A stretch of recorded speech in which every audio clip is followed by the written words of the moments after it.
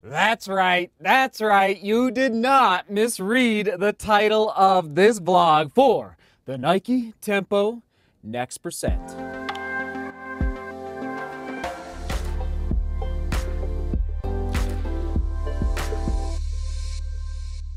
I thought I had purchased a fake pair of Nike Tempo Next Percents. That's right, so the website that I used, I'm not even gonna mention the website, it just felt a little off. Now the website is based in the United States, but it felt a little clunky. It didn't feel like a great website to buy shoes from, but I took a chance and I bought these Nike Tempo Next Percents. Okay, so they arrive, I pull them out of this white box rather than an orange box or a black box. That also threw me off when the shoes arrived, and I thought, oh boy. And when I pulled the shoe out, the construction of the shoe looked a little sloppy is the best way to describe it. Just the seams in the midsole. The upper was pretty good, mostly the seams in the midsole. And I'm just gonna say, as soon as I was holding the shoe in my hands, I was like, wait a minute, this feels kind of heavy. Like, what's going on here? So I really, but I will say, I do believe at this point that they are not fake, but at the end of the vlog, and so down in the description, if you want to jump ahead, this is going to be my first impression vlog, not my full review, that happens after 50 miles, but first impression vlog. If you want to jump ahead to where, yes, we're going to dissect this Nike Tempo Next Percent just to see what does that nylon plate, not a carbon fiber plate, but nylon plate look like inside this midsole. The timestamp is down below in the description. Okay. Oh my goodness, it's been a dramatic experience with this Nike Tempo Next Percent. Let's jump into it. Here we go. Drop and stack heights, I'm struggling. I actually couldn't find great information anywhere. If I do tonight, in research later tonight, I'll put it on your screen. I'm seeing reports of a 10mm drop. I can't confirm that yet. And yes, I did do some personal measurements with this caliper gauge, and I've stopped using this because I've realized I just don't think it's that accurate. I need a laser. So, I did get a 34 in the heel, but again, that is not confirmed by any means at all. If I find any more information, I'll post it on the screen. Now let's dive into the weight. I'm gonna put men's size 9, women's size 8. Again, if I can find it, I'll put it on the screen right now. But in my size, we are looking at 8.3 ounces. And there is my score right now for the weight of the Nike Tempo Next Percent. We'll come back to the weight here in a minute. Actually, I take it back. Since it's fresh in my mind, I wanted to compare the Tempo Next Percent to the Brooks Hyperion Tempo. And yes, of course, let's do the Brooks Hyperion Tempo and then the Saucony Endorphin Speed, okay? So, two shoes I'm putting into a similar category. 6.7 for the Brooks Hyperion Tempo, so well over an ounce lighter. And then for the Saucony Endorphin Speed, 7.5 ounces, so about 0.7 ounces lighter for the Saucony Endorphin Speed. And there you go on your screen once again for the Brooks Hyperion Tempo. For the upper, we're looking at Flyknit upper, very breathable. Not as stretchy, let's say, as the old school Flyknit that you found on the 4%, the one that we dissected. Yep, haven't thrown it away, you better believe it. Just so you know, when I dissect shoes, I'm keeping them forever. It's fascinating to be able to go back and compare shoes of 2020 to shoes of, what is that, 2018 basically? So anyway, we keep them forever. And the lockdown over the top of the foot, really, really nice. Extra material through the midfoot to help with that lockdown that runs basically right up to the, let me just confirm there. Yeah, runs right up to the eyelet chain to help give a little more secure feel over the midfoot. Awesome, awesome, awesome. I loved the collar. It is a tight, snug fit. It might take you a couple times to get used to basically getting the shoe onto your foot. It's the exact opposite of the Brooks Hyperion Tempo 2. All these shoes, the Brooks Hyperion Elite 2 that we tested yesterday. So the collar is I really enjoyed it, but issue with this extra padding. I also had this issue with the Turbo 2 from 2019. Extra padding here through the heel counter caused a blister on my left heel. Pretty good one. And rubbing on my right heel, or sorry, my right Achilles tendon. No dice. So my first run was a 23-mile long run at about 6:55 a mile in this shoe.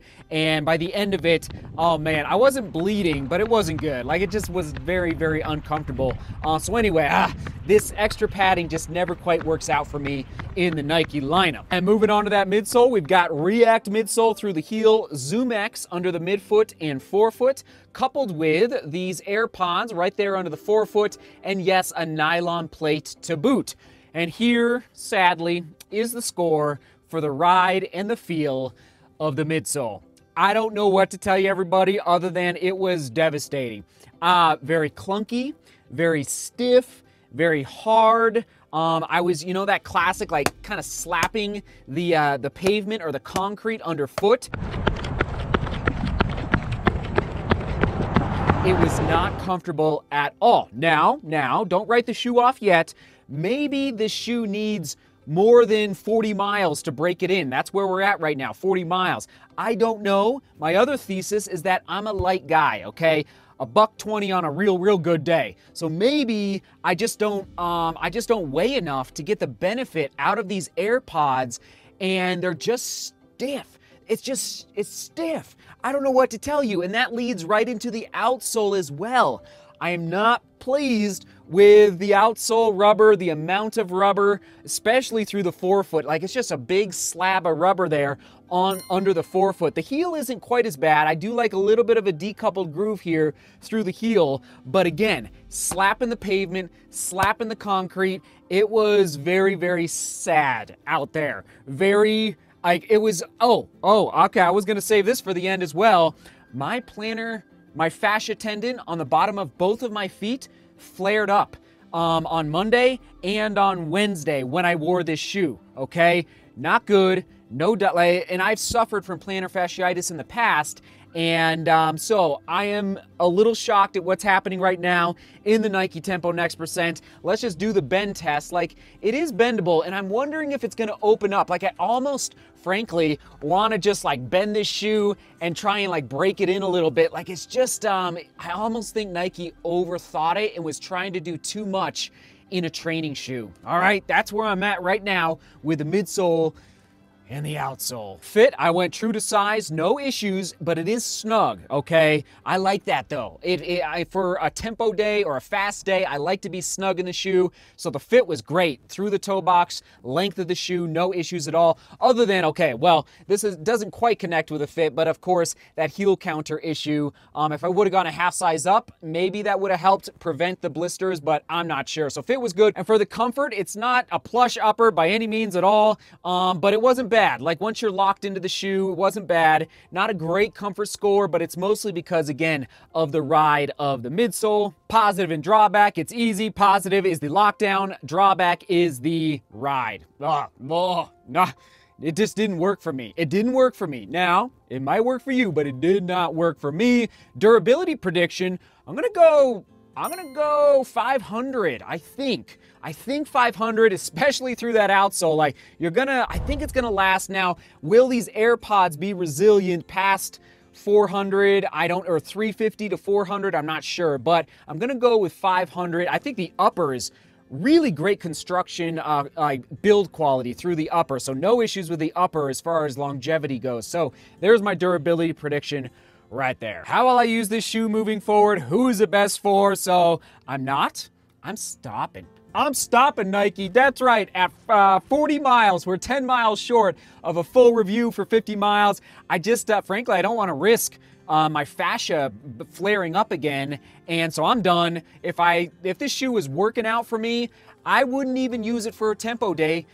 Because of the weight. Like, it's over 8 ounces. Like, I don't know what Nike was thinking with respect to a shoe that is in that weight category and gonna put it into, let's say, the faster tempo day workout category. Like, you gotta be in my size at least under 8 ounces, and preferably closer to the 7.5 or the, what was this, 6.7, I think? Like, I would choose between these. I would much rather do a battle between these two shoes. And you know, oh gosh, like, I love both of these shoes. The Speed, Endorphin Speed from Saucony, and then the Hyperion Tempo from Brooks. Like, I buy these shoes over the Nike Tempo Next Percent any day, any day. Now, who is it best for? Maybe, again, maybe I don't weigh enough is the bottom line to really get the benefit of the AirPods. That could be the issue here. It really could. So maybe you're a bigger, stronger runner. You can compress the midsole, compress those AirPods quicker.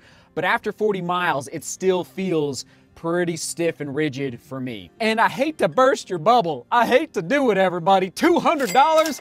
Are you kidding me? $200? No way, Jose. I'm gonna put on the screen the other shoes that I would buy ahead of the Tempo Next Percent right now at much, much better price points for actual tempo days, maybe threshold days, faster paced running, maybe a good fartlek shoe, like 100% over $200 for this guy. No way, Jose. Now, I gotta confirm that price point.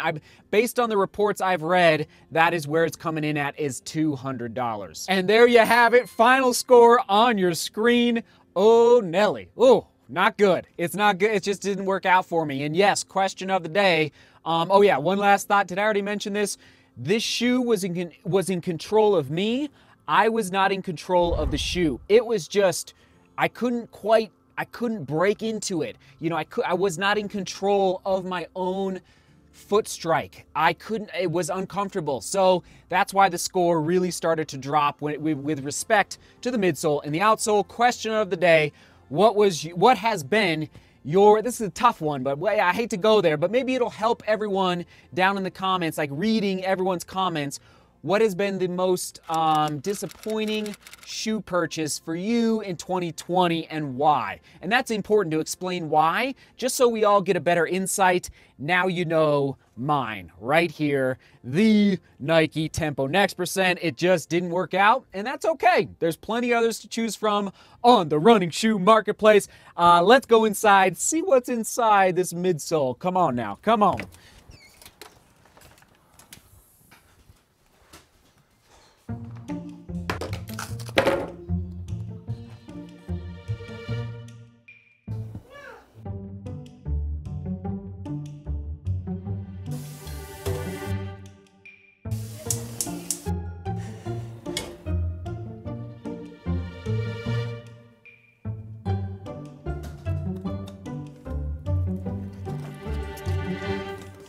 And we did it, the Nike Tempo Next Percent. Plus, I didn't lose a finger. That's always a good thing.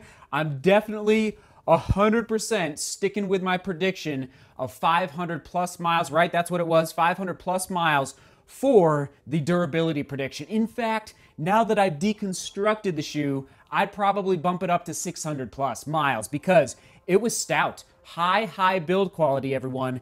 But, all right, let's break it down. Here we go. React in the heel, there it is. And what I had to sacrifice the most in deconstructing this Nike Tempo Next Percent, here it is in full, okay? There's the heel in the other one. What I had to sacrifice is the Zoom X foam. I just ended up cutting it all apart, but I can feel the difference. It's amazing just in the hand, the density and the weight between React and Zoom X. It's really fascinating. And then of course, there's the upper, okay? There's that midfoot band that I was talking about. Hopefully you can see that a little bit, just that midfoot band to add a little extra lockdown over the top of the midfoot. Really interesting to see this fly knit and just to be able to feel it and move it around a little bit more. So, I'm really glad I did this because it just helps me learn more about the construction quality and process I guess specifically for Nike in this shoe. All right, also, gosh, I'll just say real quick, the insole, really fascinating. And one quick point to figure out whether or not your shoes are fake or not, because there's a lot of fake Nike shoes, whether it's basketball sneakers or running shoes out there on the marketplace, is one way to figure it out is the insole glued to the bottom of the shoe? This one was glued, okay? So that is a good sign that it was a real shoe and not a fake shoe. It was pretty hard to pull this insole out, but it's really, anyway, fascinating feel, how they built it. Gosh, I don't know exactly what it's made out of, but so I do feel confident that this was not a fake. In fact, I would say the build quality was, there's just no way that it was very hard to cut this shoe apart. All right, and now for the grand finale, the nylon plate inside the Nike Tempo Next Percent.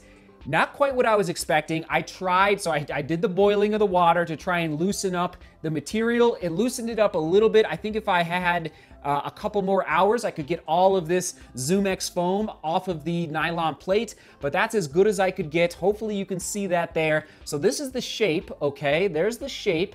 I did have to cut a little bit off here on the heel, sorry about that. So it's pretty thin through the midfoot, and then it gets very wide here through the under the forefoot, okay? Hopefully, again, you can see that there. It's the white there, right there. I couldn't quite, it's orange, okay? It's not white. That's the ZoomX foam that would not come off. Now here's the test. I'm not too impressed with the, I guess you could say just the resiliency or the energy return that you might be getting. I don't know, like, it's not that impressive to the touch. I'd be fascinated to now hold a carbon fiber. In fact, I have one in the studio actually, but to hold a carbon fiber plate and just to compare the energy return just as you bend it compared to this nylon plate in the Nike Tempo Next Percent. I left the outsole on there, okay? There's that outsole flopping there. Now, I did not completely deconstruct the Air Zoom bags. I didn't want to pop them. I probably will now that I see it in person, like the whole construction in person.